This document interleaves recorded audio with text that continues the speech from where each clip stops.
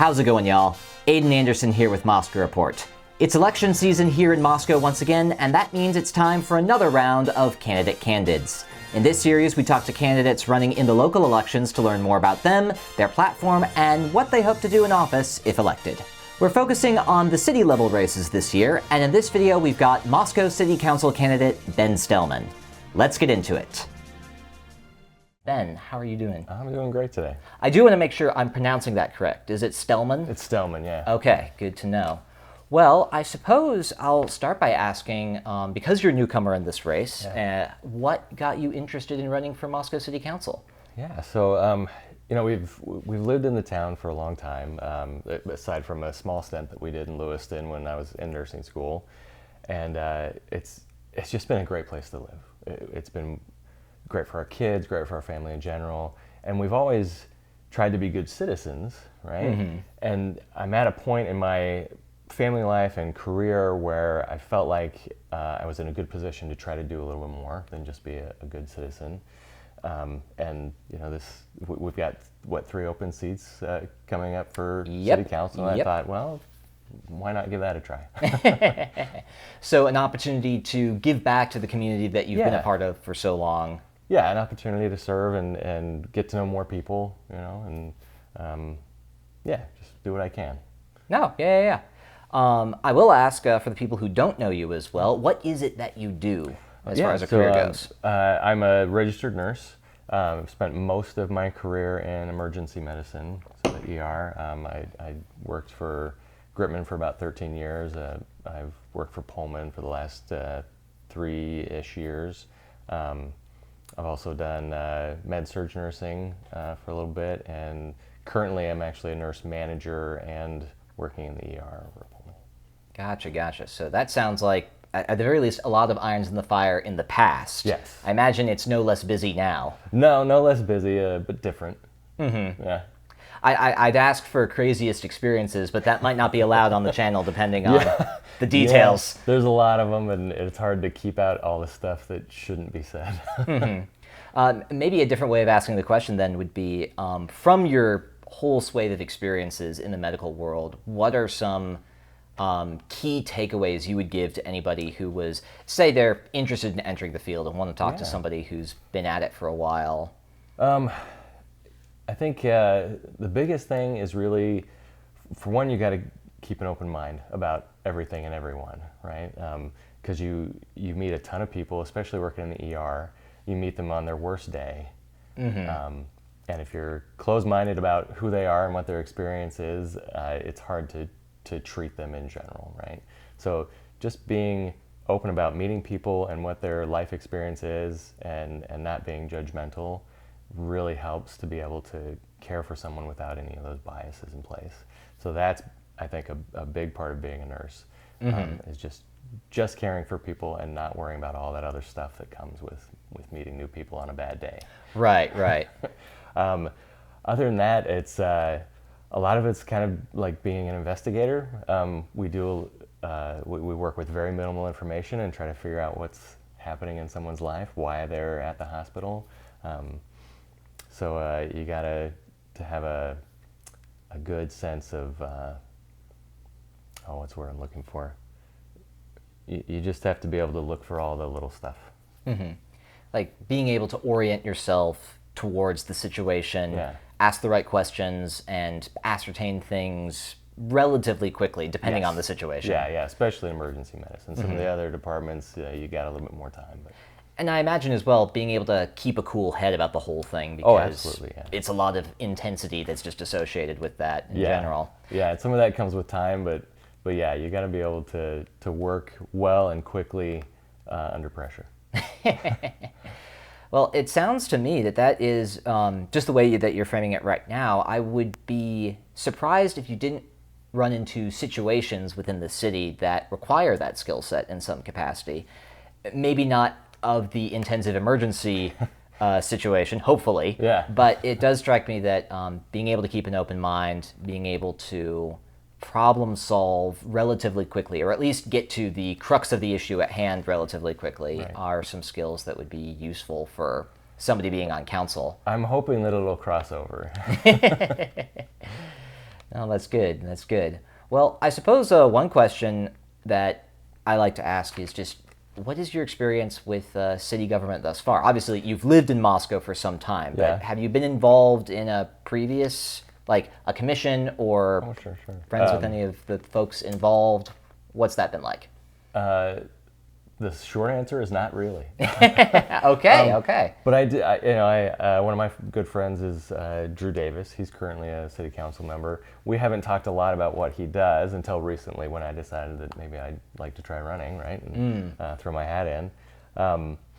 But working in the ER, I have had the opportunity to work with a lot of the services that the city provides. So we work closely with Moscow PD, the fire department, and the ambulance crews.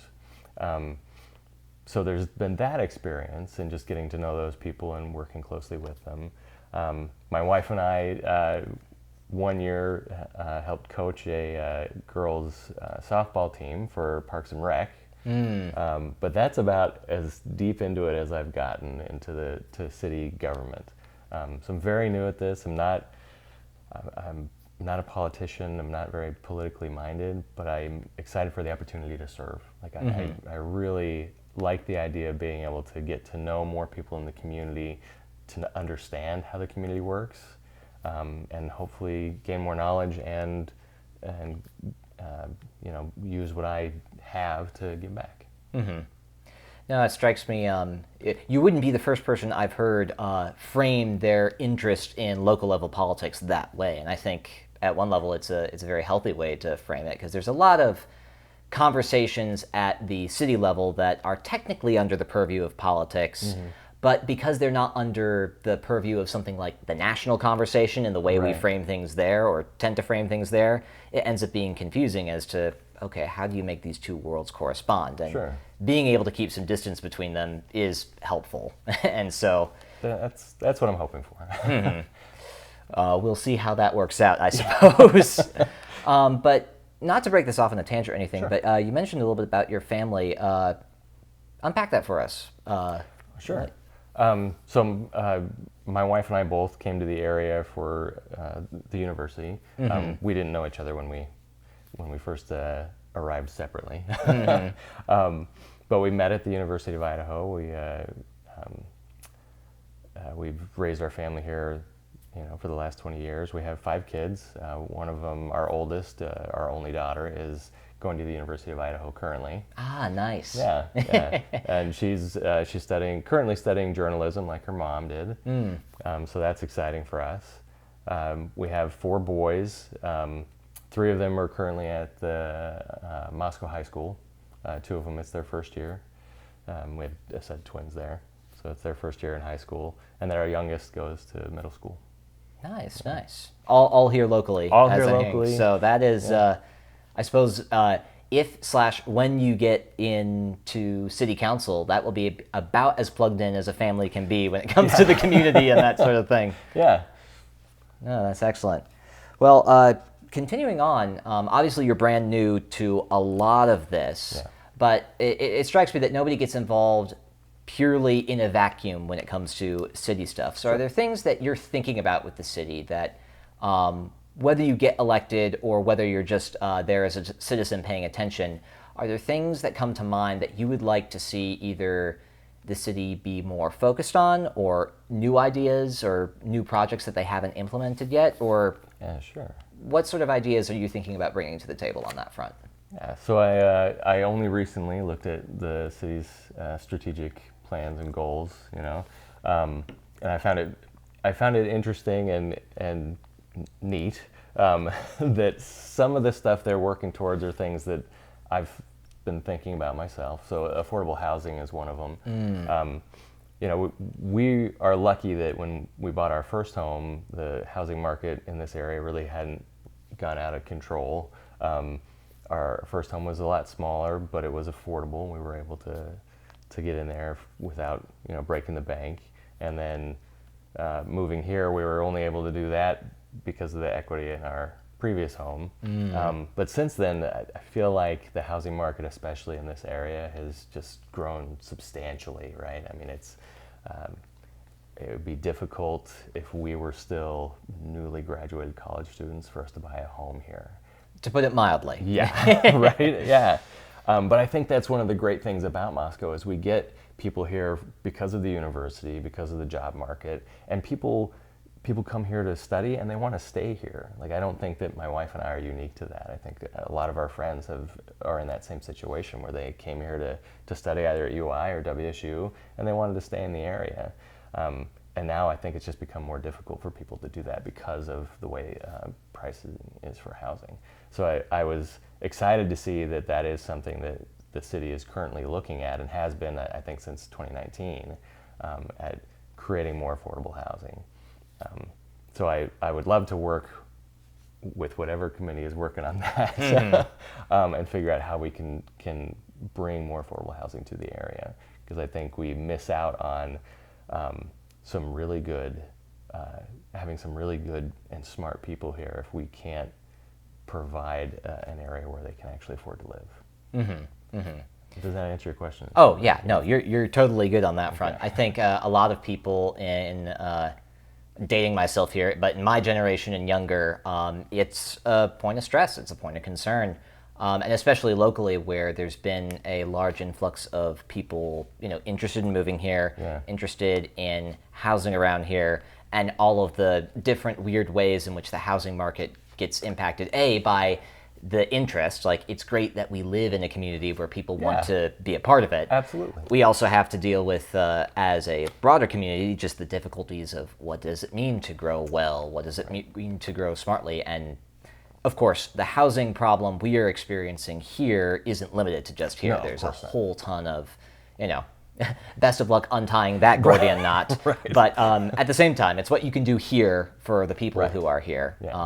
And I think it will definitely loom large in a lot of the community's mind, in the city's mind, and it's good to hear that you are interested in it as well. Another issue that comes up regularly when the city talks about strategic priorities or that sort of thing is water. Have you had an opportunity to familiarize yourself with that side of things yet? Or not nearly as much as I'd like to. Okay, but you have had a chance to look at things. I had a chance to very briefly sort of glance through it. When I saw the affordable housing thing, I sort of rushed onto that. No, that makes sense if you've got something you're interested in, right? Yeah, but water obviously is important.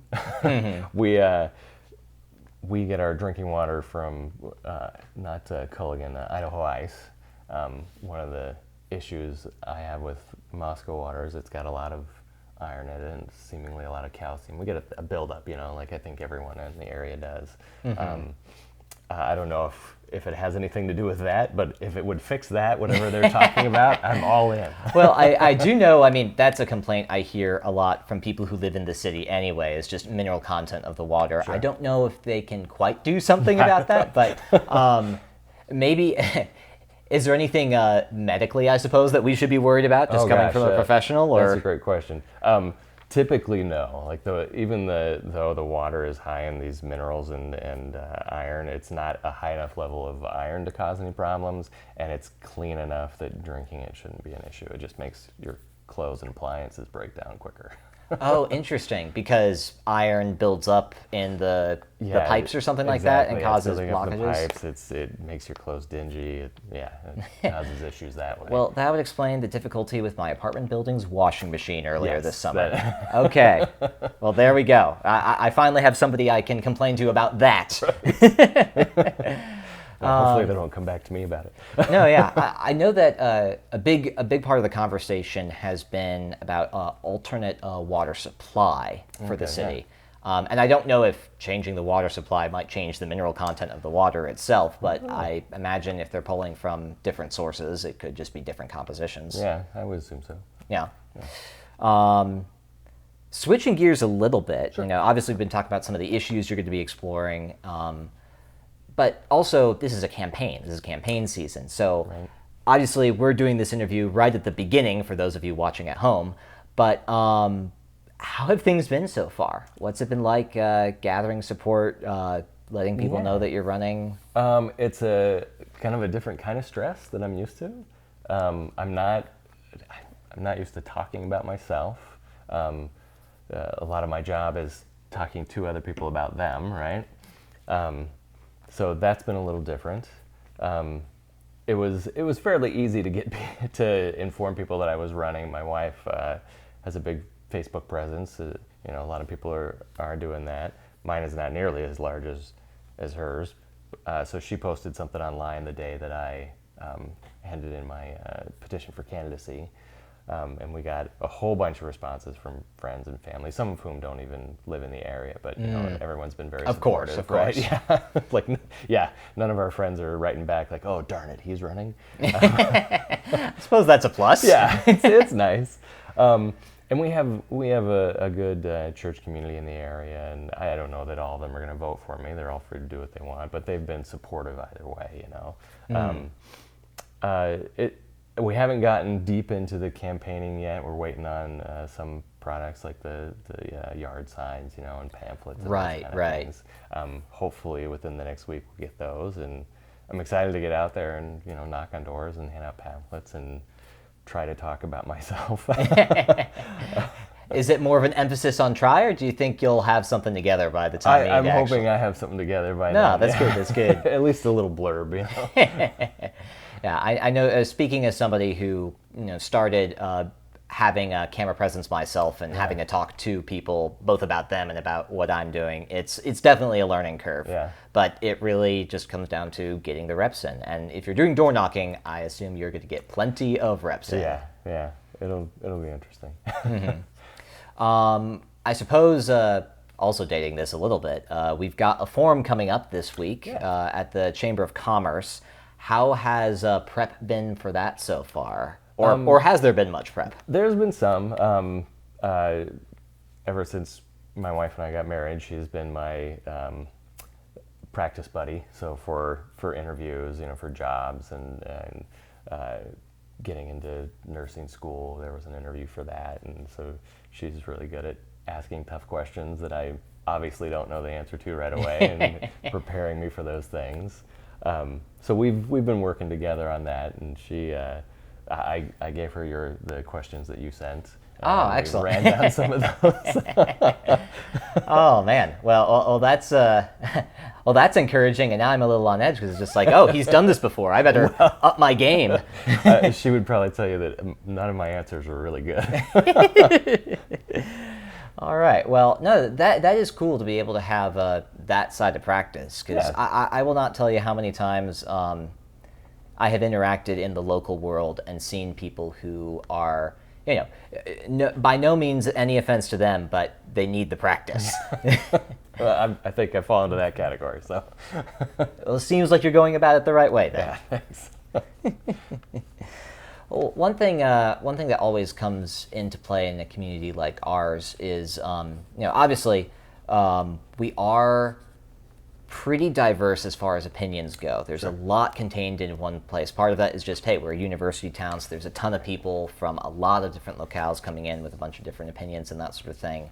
I like to ask candidates a little bit about their own habits of conflict resolution when it comes to whether it's in a more procedural decision-making process like it'll be at city council, or I suppose in your case when, I don't know if this often comes up, but a disagreement on how to treat a particular patient one way or the other, or a disagreement the patient might have with the kind of treatment they're receiving. That happens more often. Okay. How do you go about trying to resolve those conflicts or come to a consensus agreement of some sort? So I think some of it, and maybe even a small part of it, is something that you either have or you don't have, right? So some people are really good at conflict resolution just because they are who they are, and some people aren't as great at it. But we also are trained in it. So nursing school trains you for how to de-escalate situations, and then we go through de-escalation training several times a year, and conflict resolution and those kind of things. Really, for me, the biggest thing is understanding that I have a hard time imagining that anybody, our community or nationally, is out to ruin the country or our town. Mm-hmm. I don't think anyone's goal is to burn it to the ground, right? Mm-hmm. So you have to start at a place of assuming that everyone's intent is good, right? everyone wants to live in a good community. They want to make their community better. They want to make this town better.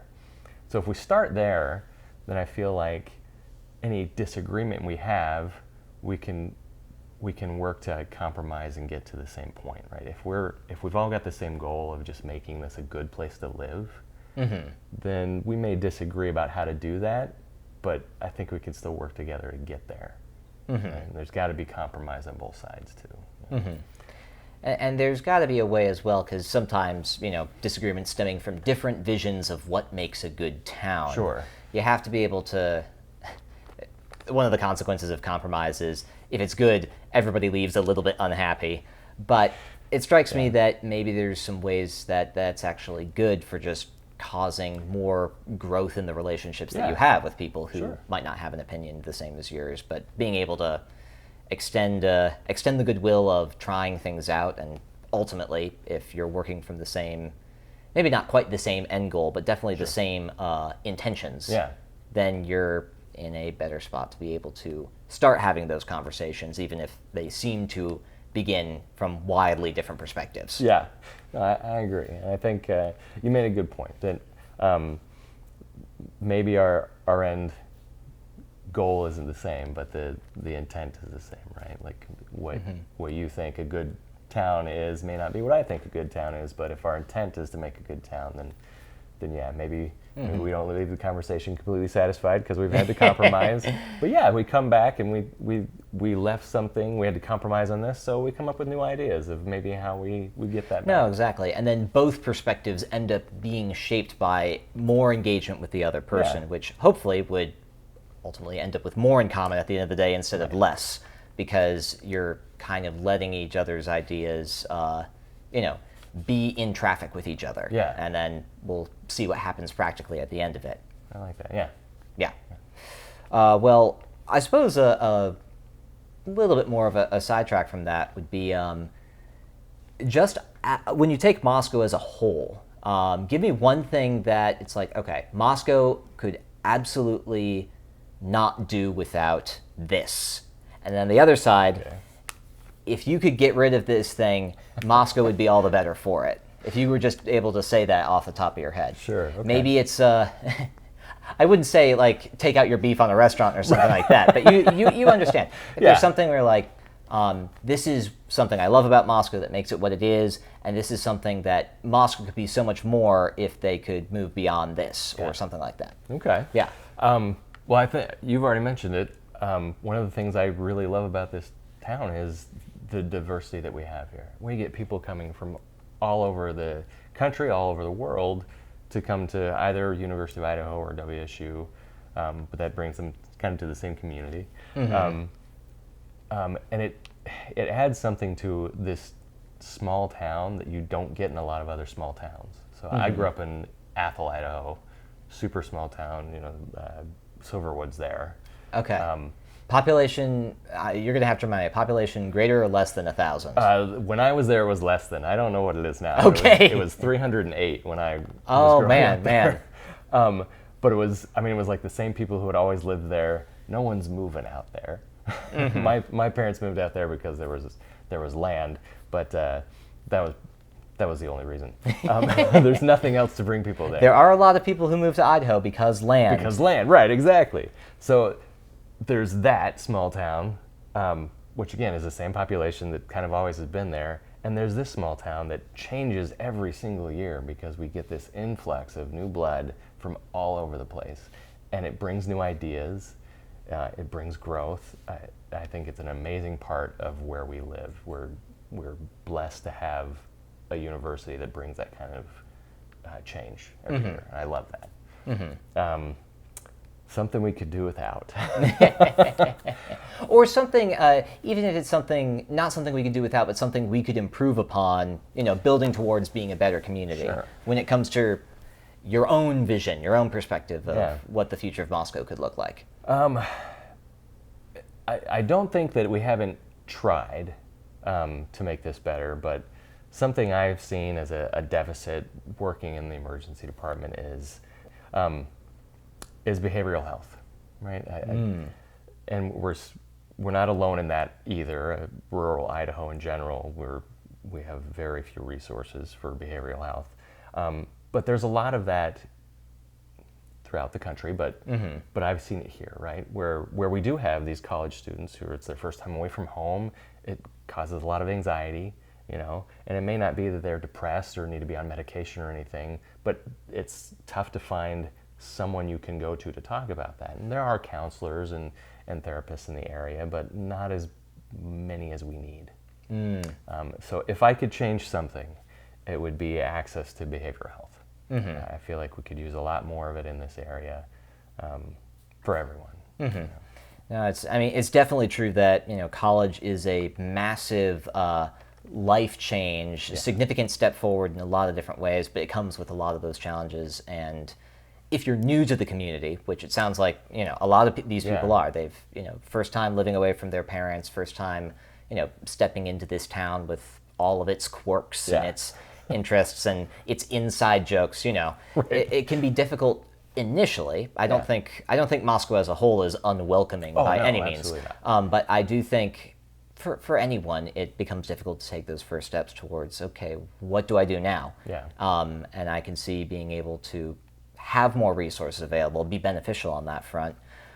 Do you know of any solutions or places that have implemented solutions that have worked? Because you said that Moscow has been trying, but I think we tried. Gritman Medical Center years ago brought in a therapist who started a practice here, and I honestly couldn't tell you why it didn't work out. I'm not privy to all the details there, but for one reason or another, he decided to take his practice and move elsewhere. And again, I know we do have counselors in the area. I think Pullman they have more resources in general because it's Washington, so I think there's more money allocated towards those those things. But they have a telepsych system in place that works really well for that area. So students have a separate one that is telepsych, so it's someone they can talk to over Zoom or over their phone. And then the community at large has a separate system, but it's also a telepsych system that has worked very well, at least from my perspective, through the hospital. It's quick. Gotcha. They get them set up with resources they need, which may not all be in this area, but they get appointments and things set in place. So it's not a perfect system, but it works fairly well for the size community that they have. How would you go about, because it seems like you care a lot about this particular issue, to the degree that you can, if you were to encounter somebody who said, I don't think that's a big deal, I don't think that's something that Moscow needs to improve on, we're doing fine, how would you go about interacting with that line of thinking? That is a really good question. I think if you think that we're doing a good enough job, you haven't seen enough people who need it. So I think it's easy when we're in our own little bubble with our family or our friends to assume that everyone's doing fine. One or two of them go to see a counselor, but they're able to do that here and it works out just fine. Or they go to Spokane once a month. But when you look at our community at large, and again, the students especially, where there's this new transition,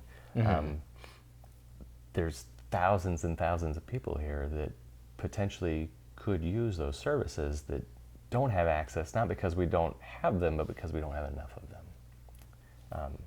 So yeah, for this community, I think in general, we're doing fine, but we could be doing better, and we could be giving access to a much larger portion of our population than we are. So it's not a matter of it not existing or it being a problem that is a crisis point so much as, this is the sort of thing that if we're looking at improvements, if we want Moscow to go to the next level, this is something that has to be in place. Yeah, absolutely. Yeah. That makes sense from that line of thinking. Thank you. Well, I suppose at one level we're just about wrapped up here, but I want you to have an opportunity to tell people when it comes to your campaign, when it comes to people wanting to find out more about you, who you are, what you stand for, what your values or intentions are for campaigning, where can they go, and is there anything you would like to say to them? Oh, gosh. Hopefully we will have something set up very soon that people can go to. I don't have anything just yet.